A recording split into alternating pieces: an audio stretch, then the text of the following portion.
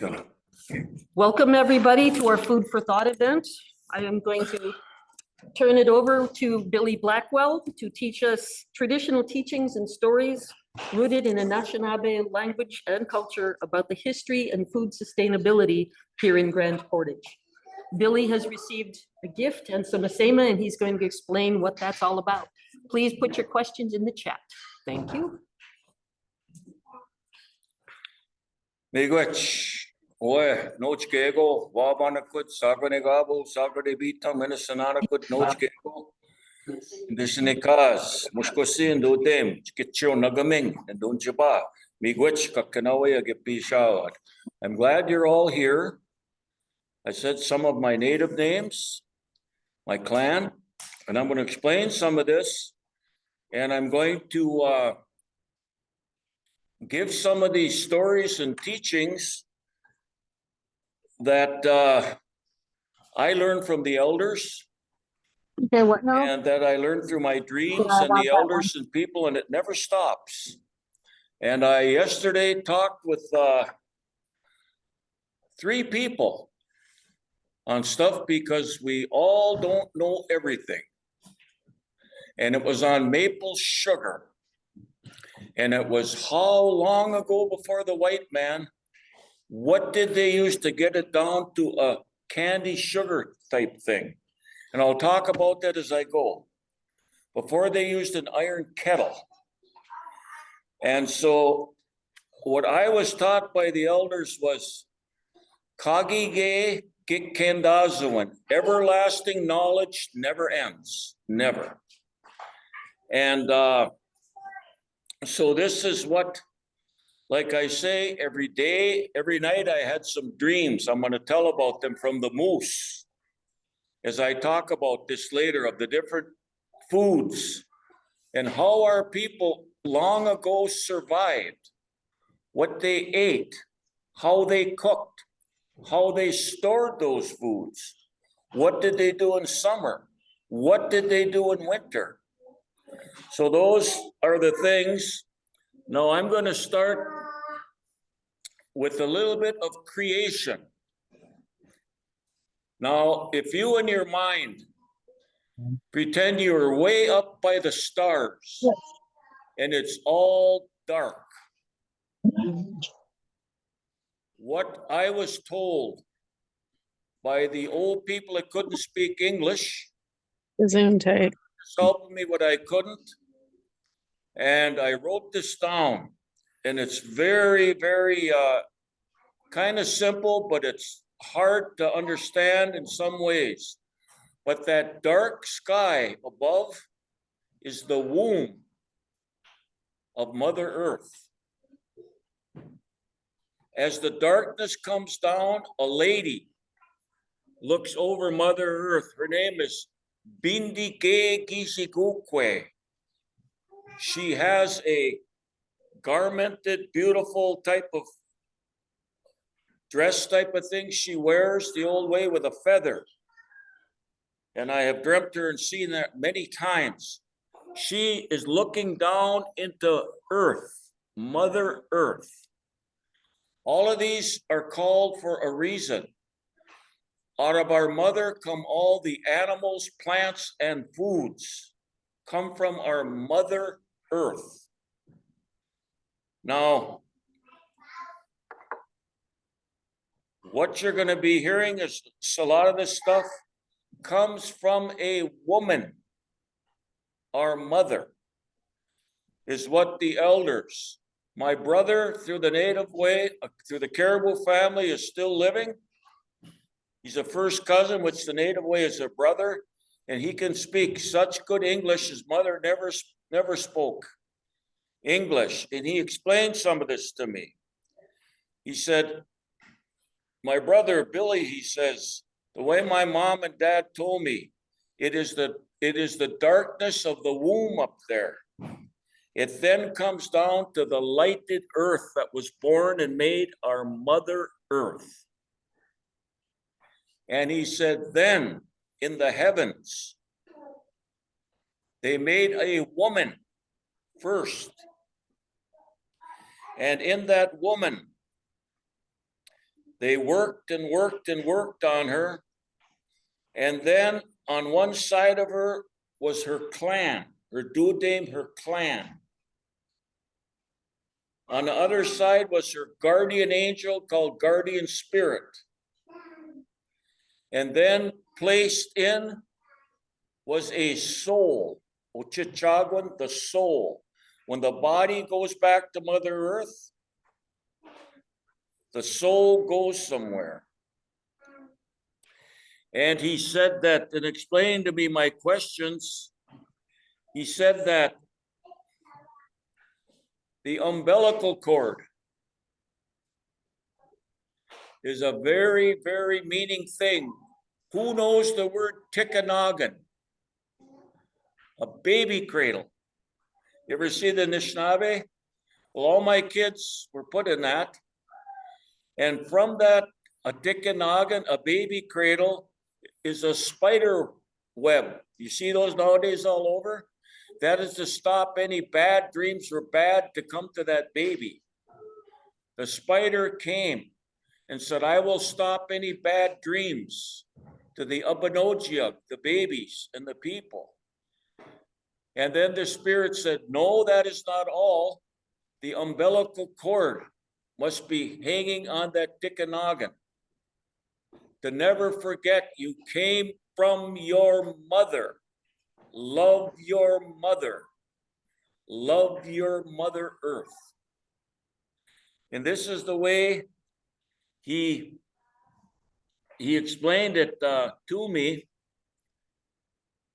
Then from earth, from the soil and water, a man was made.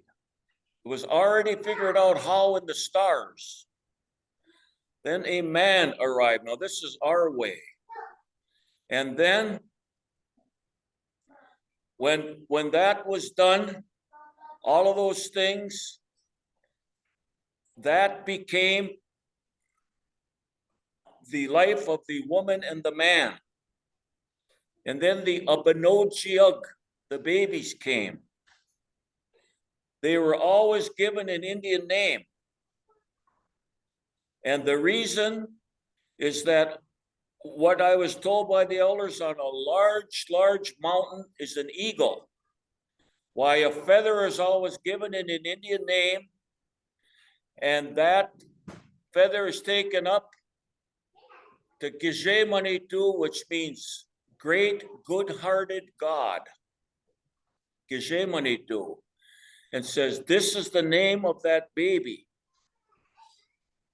Now, it's very important when we understand the meaning of a name and why it's given, because each animal, plant, medicines all have a name. Mr. Blackwell here, I have no problem with saying, I don't know. Because there's so much knowledge in this word. And I asked some of the elders, I'm not going to get into it today, but when the Bring up those in way Google back, and when things were born, when Nanabuju, Wayna Buju that looked pretty came good. from the heavens down here, I don't know. I guess. he and others named everything. So what, And show me them. I want to see them. some of the medicines only are ones named that after the we really have sturgeon. are The sturgeon is what Larry considered did the with first it or for not to second use oldest on his earth. stuff.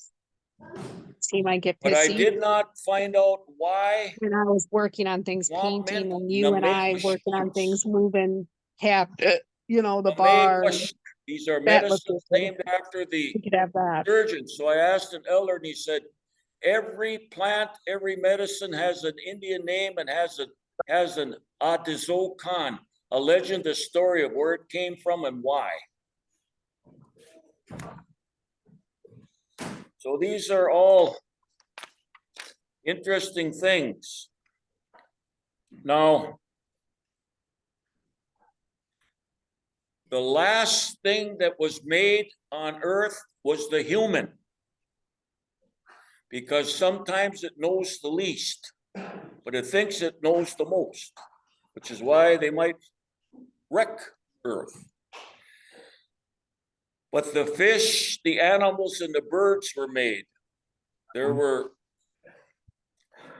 2 Birds. fish, 2 animals, and 2 birds. And then a lady, the Anishinaabe, a human was made. As they were making the animals,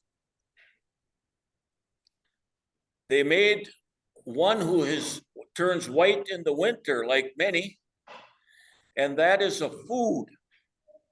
It is called waboos. What is that? Rabbit. They know in school. The rabbit. And the rabbit said, the waboo said, I give meat to the other animals. I give meat to the Anishinaabe. And they said, thank you. Is that all that you're giving us? No, he said, or she said, I will give you for your abanojiag, the babies, something you don't have. They said, what could that be? He said, diapers. From the rabbit skin, it is done over, scraped off, and it is dried and everything. Milt Powell, Yeah.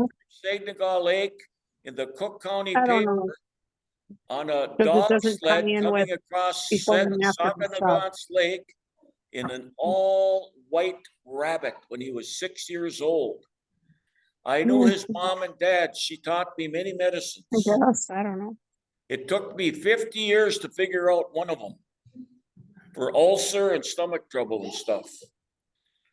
And they had him in a white rabbit You skin. know, I guess So the not rabbit before said, and after chop, because I will give the you a diaper for the babies. website, And he said, our website also and keep our Facebook moss show to all put in that stuff. there. No, you don't That is need an to do onzion. That is a diaper. yellow And cabin. then they thank the rabbit. Then One they thing looked that at would the be rest good of the though is animals. that one that And they looked at the of moose us, and the deer. when we're painting, And they said, we will give you meat to survive. In because dreams, then we they'll will kind of see show what we you look how like, to and cook it's us. goofy. There's a whole bunch of them. Bring those up. We're wearing the big, Oh, is that all you're giving us? Is that meat? and we took like And they said, 10 of them. no, we're gonna give Bring you, those up and I'll show you which as you one. follow us to this cold country, we're gonna give you our hides and teach you how to make moccasins for shoes, how to make pants, how to make shirts, everything, and things like to sleep on. I will give you all of myself. Put on us what you were given when something traveled over all the mountains, all the hills, and said, I give you this money. To said, I give you the most important thing you'll ever be given. They said, what is it? He said, a sema, tobacco. This on the Grand Portage reservation, this is a spiritual thing that is grown every year. And that is tobacco. The Ho-Chunks, the Winnebagos, have their own tobacco seeds. Iowa State or University of Iowa, Mr. Sam Gurno, who's listening today from Florida, as I will talk about him later, Sam called out to Iowa State, University of Iowa, Sac and Fox, Winnebago or Ho-Chunk, Kickapoo, all have their own seeds. The Ojibwe and Sioux lost their rights to tobacco and those seeds were kept. I do not know the story of why we lost it. I hear people say, I'm growing tobacco. I said, oh, good. What kind is it? Oh, I don't know. I said, well, we have to look back in history to that asema, to that tobacco. So these animals said, you can get moccasins, clothes, things to sleep on, everything I will give you. But when you kill us, put tobacco on us, we will be born again. The fish, the birds, the plants, all of these things are a part of a woman, Mother Earth. Enough men don't understand that, of the woman, of how she should be revered. She is the one, the baby comes out, and the way the old people explained, that dark, dark sky up there. And I asked the one who did the talk earlier, very hard to understand how to say that name in our language. And it's a really hard word. Dibishku, dibik, imegweak. It's like a dark forest that's up there in the sky. And then as Mother Earth was made, what they explained is that our mind goes from about 8 to 14 or 16% only of our brain we use. And what the old people said was there is a deep, dark forest that blocks us from breaking through in the light to knowing what higher humans and non-humans have. And of course, Mr. Blackwell said, well, what do we got to do to get through that? And they said, you must fast. You must do things to break the emotions, which are the dark part of the darkness, so that you can go through the dark forest in your mind, so you can see things. Now, so way, way, way back, thousands of years ago, now we have such wonderful people here today. We have Mr. Rick Anderson. The reason I say this is Rick and his mother up at South Fall Lake for years finding unbelievable things. Rick, what is the oldest Arrowheader thing that you found? It's been categorized as about 12,000 years old. You hear that? 12,000. 12,000, Cook County. Mr. Blackwell knows that stuff, listening to his mom and to Rick. Some of that is sent to Washington, D.C., the Smithsonian. And most of it, or a lot of it, is here at the Park Service. All of these things that they found on South Fall Lake, 12,000 years old. So Mr. Blackwell talks a lot and too loud maybe, but this is history. This is information you're learning. Now, how did they survive years ago? There are 4 seasons. There are 4 hills of a baby, an adolescent, an adult, and the mountain with the white hair on top. And these things are the 4 seasons. There are 4 directions, all these things. And the people had to make it through the years. And I listened to the old people tell the stories when they had a meeting for how long the seasons would be, way back in time. These are just stories. And the old moose said, as much as the white hairs on my back. They said, no, that'll be almost all year will be winter. And then the toad said, as many fingers as I have, 6. And the toad laughed and said, I'll be sleeping underneath anyway. So that's what we have up here. Bibun. The name of that is Akiwenzi Gibibuna Kane, the winter maker. He is in charge of winter. He brings a white blanket to put over the earth. If we do not have enough of that white blanket, it will be too dry this summer with fires and things will not live.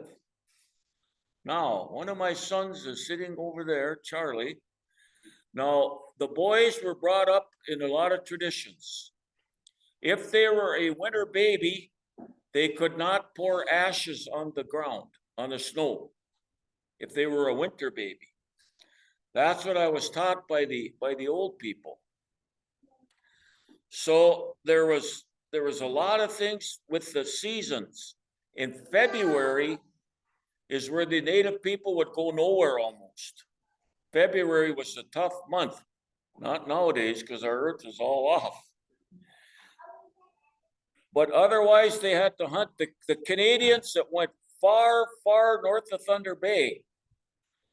And it finally came to me the other day when I talked to a guy who came to the tribal council, and the council called me to come over to listen to him. He showed from the air, he showed a trail of the caribou animal that went from Michigan all the way up 700 miles from here, 500. So the Anishinaabe followed that animal.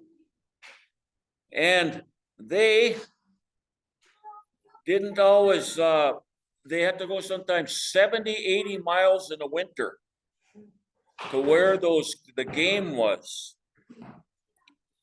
Now they ate many, many things, how they survived. And one of the treats was the food that grows on water that we ate tonight. What is that? Wild rice, monomen. And so I asked somebody, Tim Cochran from Grand Portage is just fantastic in his knowledge. I don't know if I asked him this one or who. How old is wild rice? Well, we know it's at least 4,000 or 5,000 years old. I said, oh my gosh. And so the wild rice is a gift. So I was in the early 1970s, I was at Net Lake, which is called a Sabegene Sagaiganing, a net lake. The people didn't know what it meant. They thought it was the fibers around the lake, like a net fiber. And I stayed with Kagige Benes, Everlasting Thunderbird, old man Benner.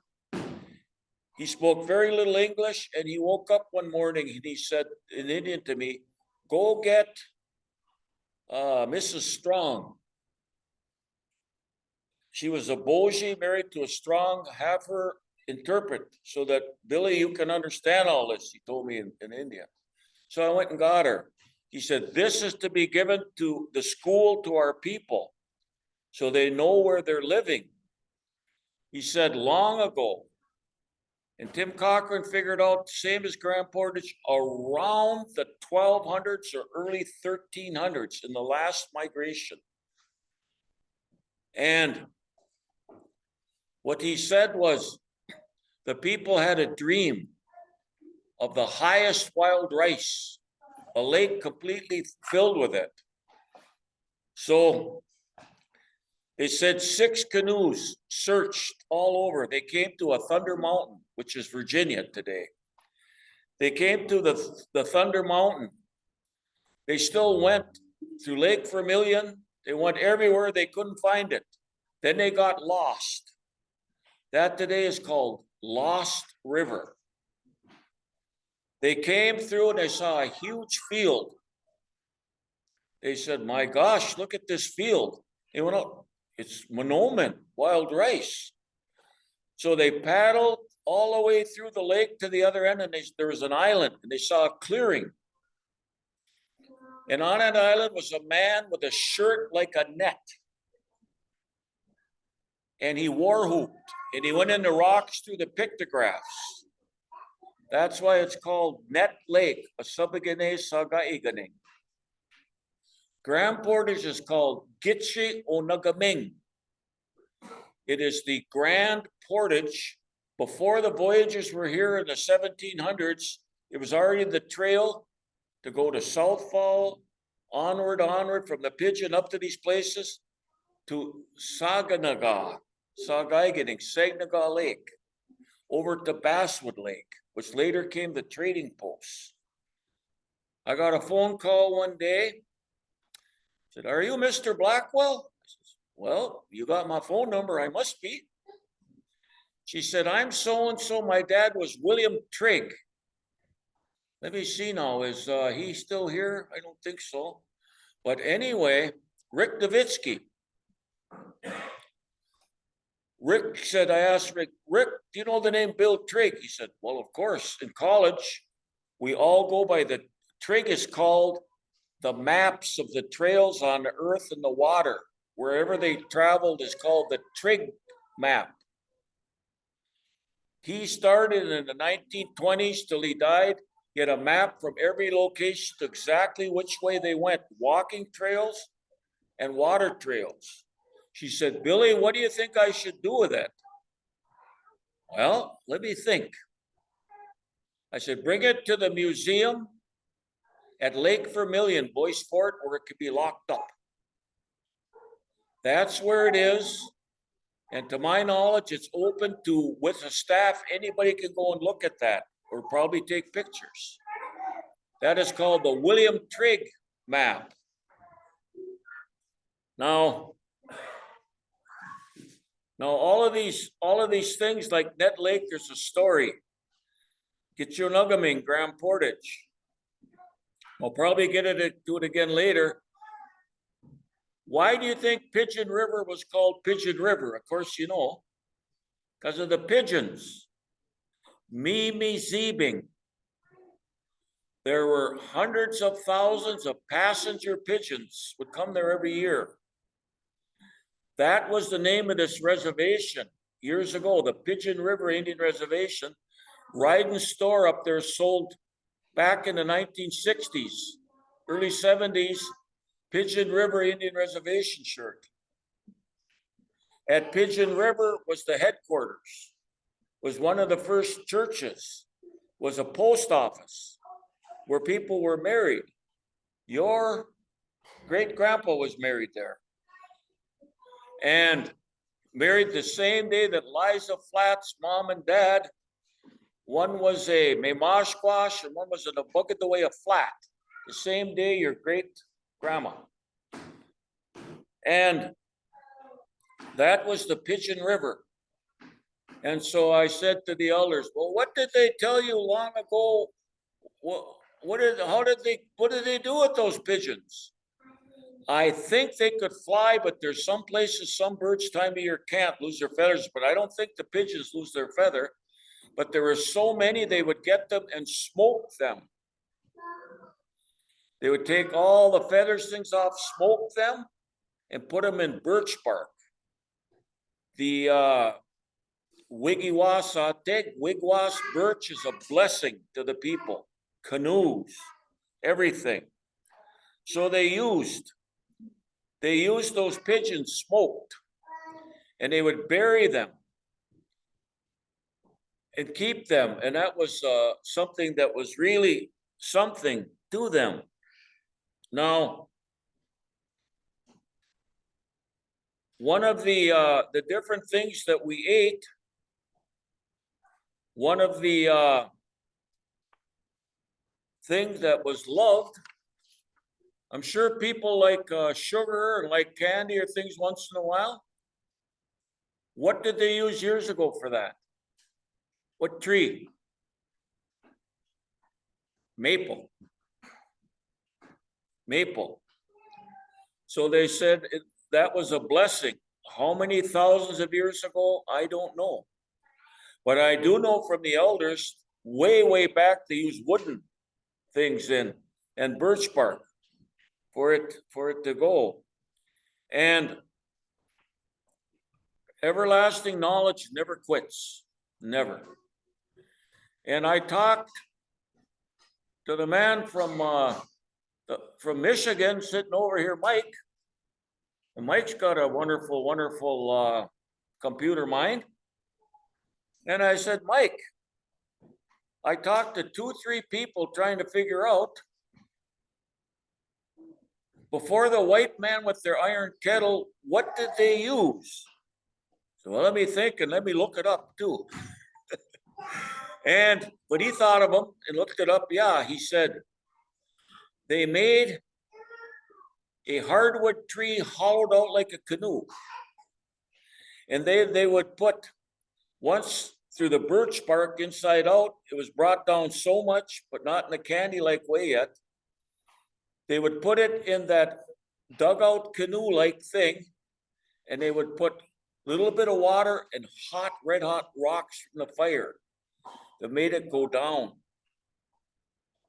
to the sugar, to a candy type of thing. And then they would put it in what design they wanted it, in birch bark. That is called a Anishinaabe one, which is a tough word. That's what they call that. Oh, they did it. Hot water put in the hot coals. It rendered it down to that. And then they put it in the birch bark inside out. And I was told by a man, I hope he would have been here tonight, Eric Carlson.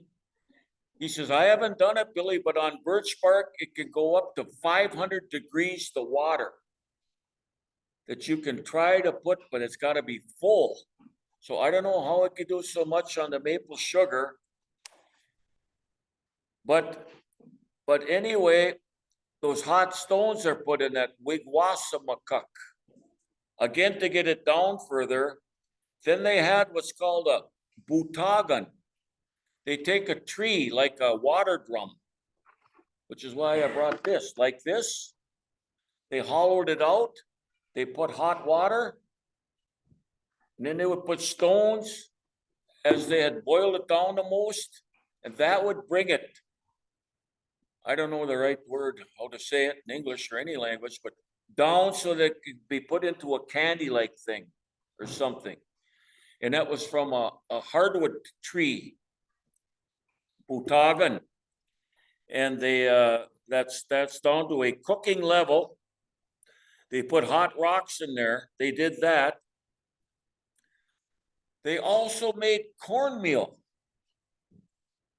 in the areas where they had corn.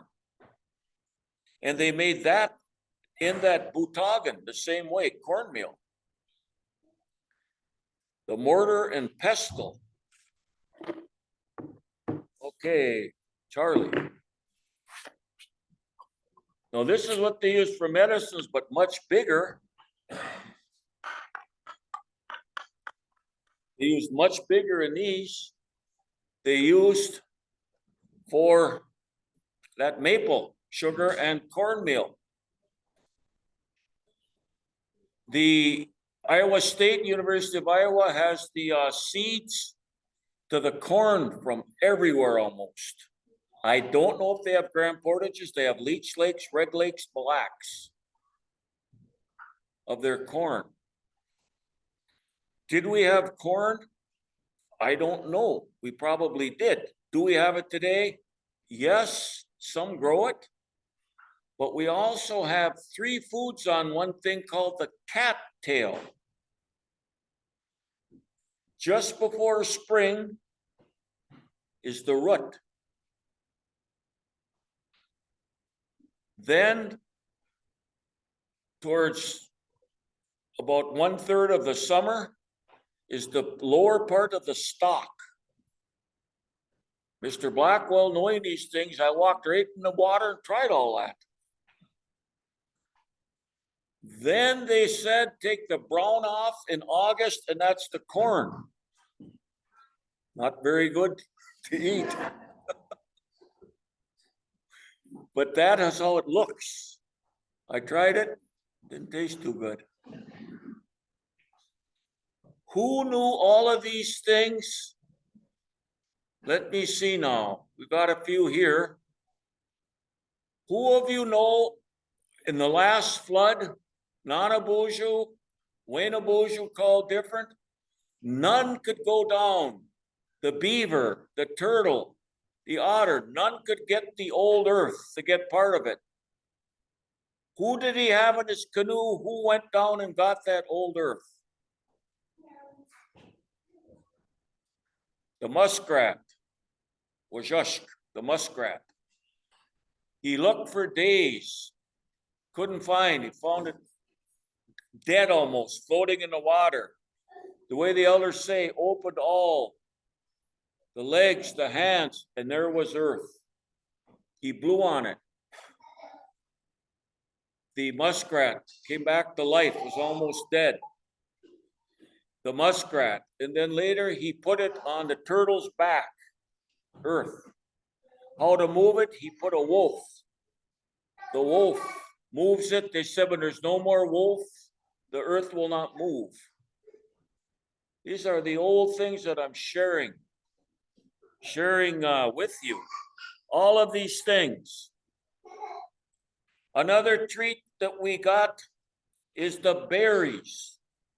A lot of you like to pick berries.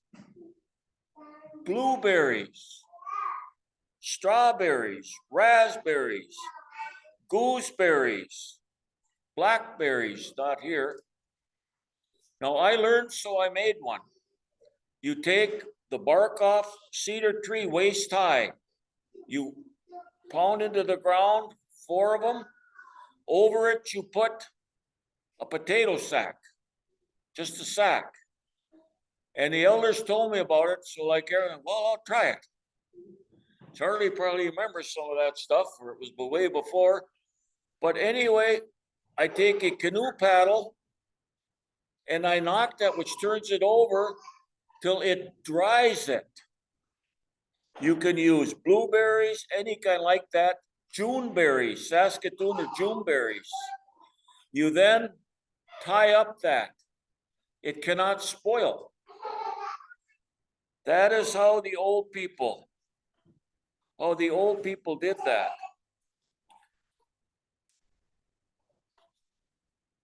Now I'm gonna try to start going a little faster but there's so much I could try to teach you here. Now, before the white man came with their nets, the Anishinaabe had 2 different ways. Charlie, can you take this around? There is a man, Leon Boise Vallier, from Lac de Flambeau. He and the elders produced a story to all the kids in school.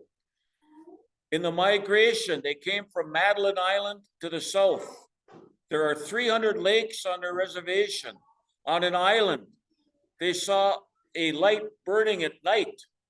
It was a man spearfishing with birch.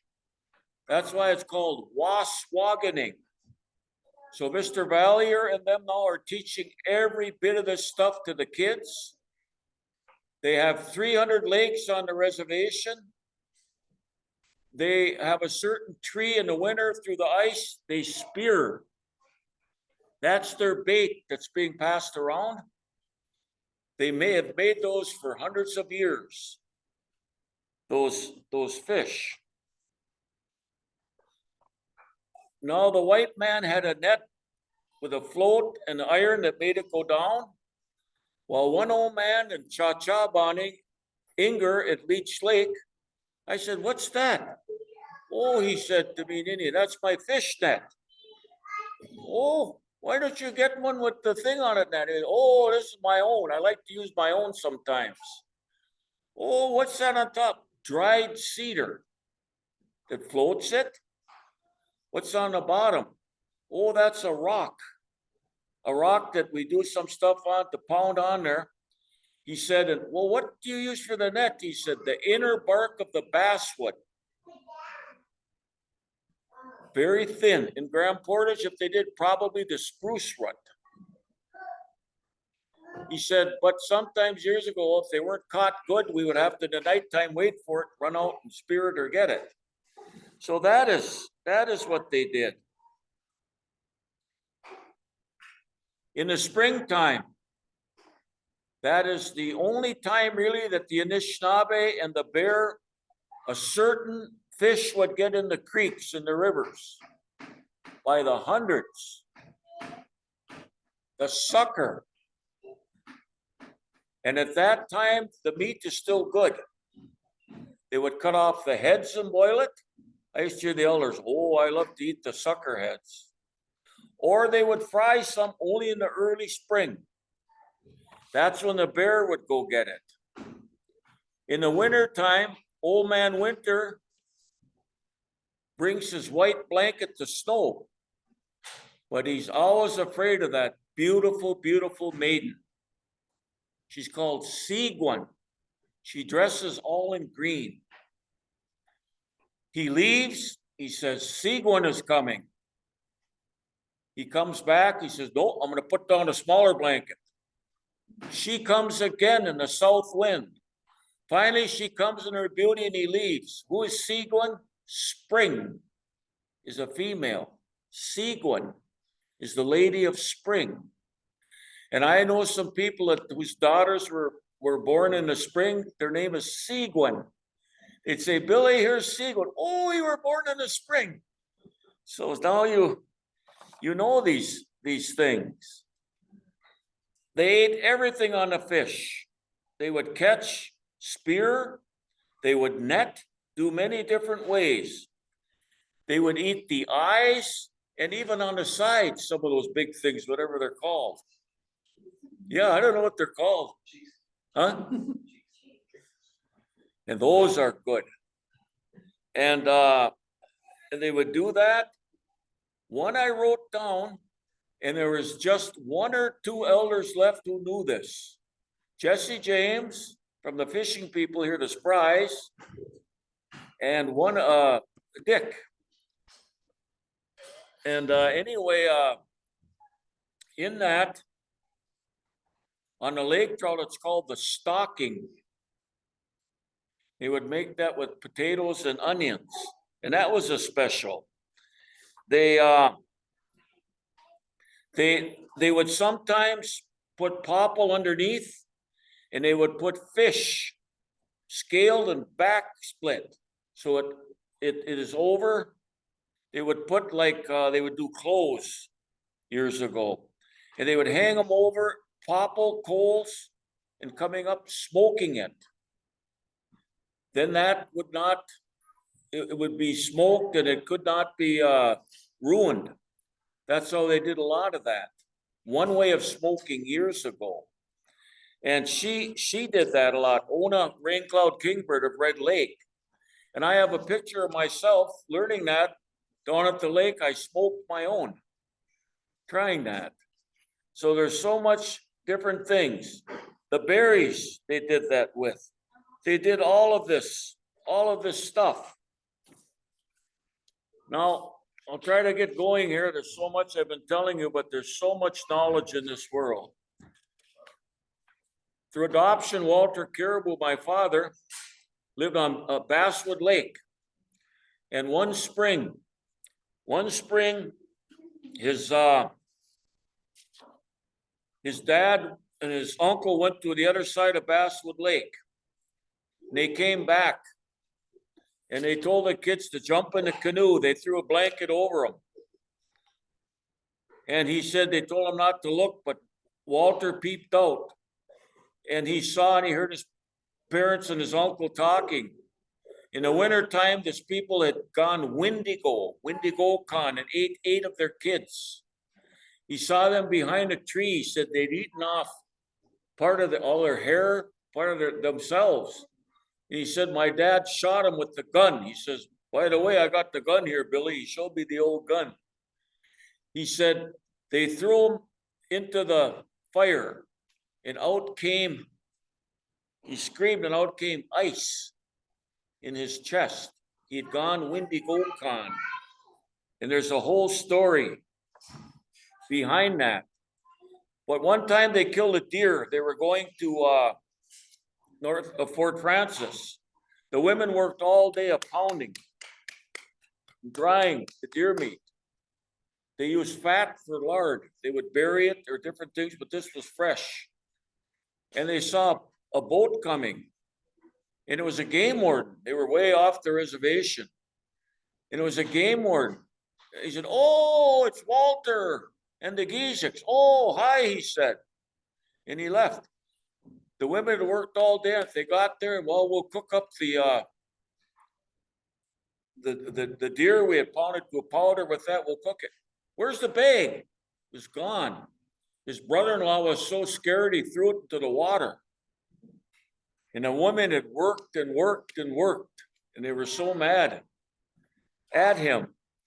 So that is how they kept their food long ago. Andre Lagarde of Grand Portage. One night, Andre had a dream, and he dreamt mudai. On the moose, it's called the bell. Under them here, he dreamt two hanging from a popple tree. He went hunting the next day. He saw two moose by a popple tree, shot and killed them both. He hung up the mudai, put tobacco. He would make a great jerky from that he had learned, that the Indians did years ago. They took the nose, they singed all the hair off and boiled it. I didn't like that. They ate the tongue, they cut it up, the heart is so good. Of the fish, the eel, the mizai, the lawyer, that is so good. It is like lobster. That's a clan here of the people. Herring, they backsplit it, soaked it in salt. Two ladies killed a bear here, Mrs. Spruce and Mrs. Tamarack, when it was in the den with an axe. They had a funeral for it later. And then they used that, how they would smoke that meat and do other things. Mooskin, also from Fond du Lac with an axe, did one. They would then do a funeral for it. The Moose Clan. 30 years ago, a girl said to me, I'm Moose Clan, I can't eat moose. I said, oh? So I went to Lac La Croix once and I asked one of the old otter tails, what's your clan, Moose? I said, you can eat moose meat, can't you, Moose? He said, yeah, but there's one part we can't. I didn't ask him what it was. But see, so there's all of these old type of rules. But they ate bear. They ate all these different animals. Now, Charlie, I don't know if anybody knows what this is. Huh? What is it? Is that what they call it? Okay, wild turnip. It's wild turnip. Now, Sam Gurno, who's listening to this from Florida, Sam gave me one. He paid a lot for it to the Sisseton Sioux. He's Ojibwe and Sioux. Boise Valier from Fond du Lac, he gave me one. That's where they're keeping and teaching their kids so much of their ways. All of these things. That has so much power to it. I don't know how long they keep it, but that is what the bear traveled all the way from Michigan, Wisconsin to Minnesota to get that. That's how powerful that wild turnip is.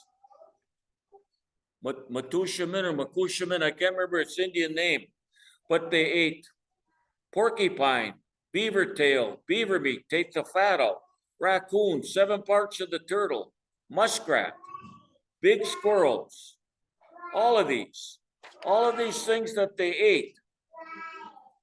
So I've been going so long, that's about 3/4 done, but I'm gonna stop. And maybe I'll do it another time because there's so much history. But I want to end with one story here tonight. Then they can ask questions because I've got so much more. But one time a young boy was put in Tower, Minnesota in an Indian school, and he just couldn't take it. So he took a little knife and matches, and he pocket knife, and he took off to get to Lac La Croix, get Chiwan.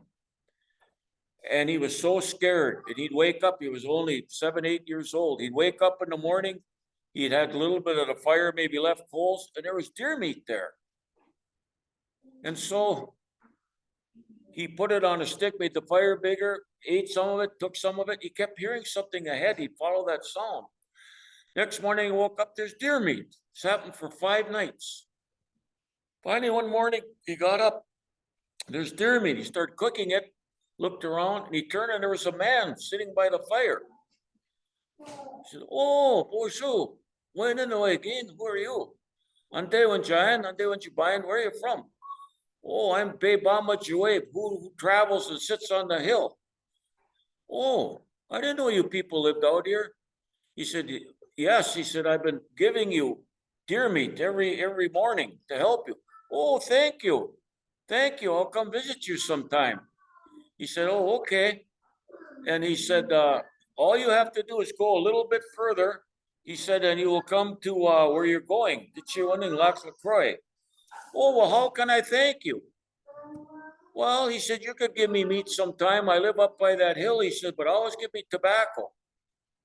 And he looked at the noise ahead and he turned around, and it was a wolf. It was a wolf there. And his Indian name was Bebama Juaib. He named himself after. And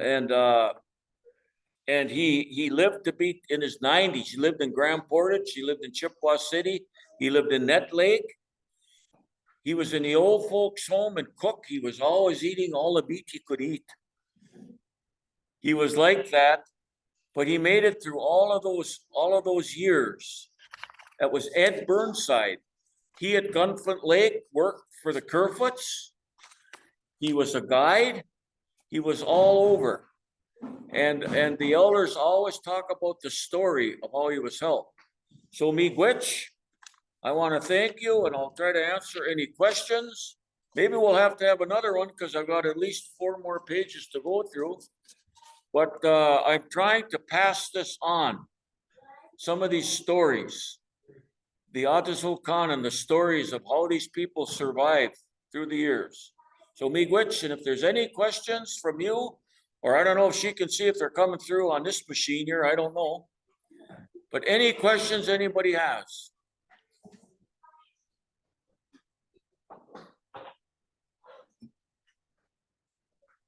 So if you have questions, go ahead. Or if any of these I have- people?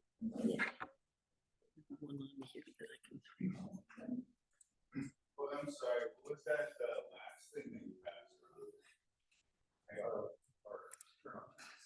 Those are wild turnip, Matushka Semin, and that is with Sam Gurnall, Boise Valley. Oh, I forgot, Mike Fairbanks, the chairman of White Earth. He has some, and they are trying to bring back a lot of their own plants and foods and things. And that's what they are giving it tobacco and the wild turnip and how to fix it. And in the first few days, it is just so powerful and fantastic. Wild turnip. What is that kind of like a normal crunchy color, or what kind of color is that? I don't know because it doesn't grow here. Is that, what kind of area does it like grow in? Again, I don't know. I think it's near Mille Lacs and all over. The farmers dig it up.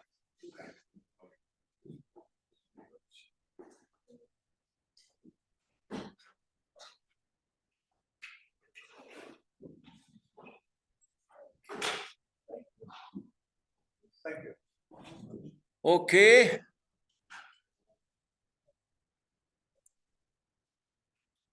I guess we're done. Thank you for me taking so long. But there is so much of this history that has to be passed on, like Rick was saying. I would have said 9,000 years, but 12,000, those arrowheads. That's how long they've lived in Cook County. That's- Sorry, to interrupt you, but they're the oldest verified copper artifact in the world. It was found up in South Hollywood, the copper coming from our world, 7,500 years ago. So that technology is ancient. How long ago, Rick? 7,500 years. We also are debating right now with the elders whether to bring it back or not. Misha Bijou is the great Loch Ness Monster type chief of Lake Superior, made out of copper, just found under the ground at Isle Royal. And the debate is whether to bring it back, or whether it wasn't from here, it's from Isle Royal. They found it under the ground. Whether they should bring it here, I said probably national monument where people can't, they can look at it but can't take it. So it's right now held in Michigan, but that might be coming back here for a reason. So we have a question here is, what are your thoughts on Sugar Bush this year with such a warm and dry winter? I don't know. The ones who know the maple syrup would have to have checked into it already because it doesn't have enough, what is it called, John? The maple sugar trees are because of the dryness. There's not enough moisture. Might be something that's gonna hurt the maple trees this spring. Would be, I don't know. And another question, how will the wisdom of the herbs and medicines be passed along? Well, I knew we'd be asked that. We have to be very careful with the herbs, the medicines. I don't tell medicines because people do not know the rules. They'll put it in a book or they'll sell it. Who'll sell the Asians will buy all of it. Bear root is close to extinct because people have sold it, sold it, sold it. A woman on her moon cannot pick medicines. Tobacco, not every plant, but the first one. I talk to them, I sing to them. Not everybody has the right to every medicine. Do you know what ginseng is? It's called Ogimao Jibik. There was a teenager taught with me and with an old man one time. I didn't teach him, he came with us, the old man. Should be very careful, don't ever break anything off of it. That kid later went picking it all the time, a different type of ginseng. And I saw him years later, he had a finger cut off. You have to be careful of those medicines. You have to have the right to it or you'll get bad luck out of it. They're very powerful, all of these medicines, but you can go to elders with gifts, but told to keep quiet.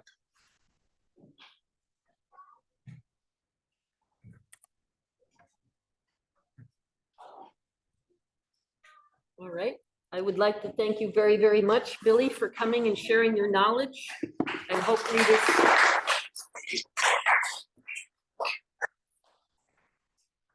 we'll do our best to share this out on YouTube for others as well. Thank you very much for joining us, everybody. I hope you enjoyed it.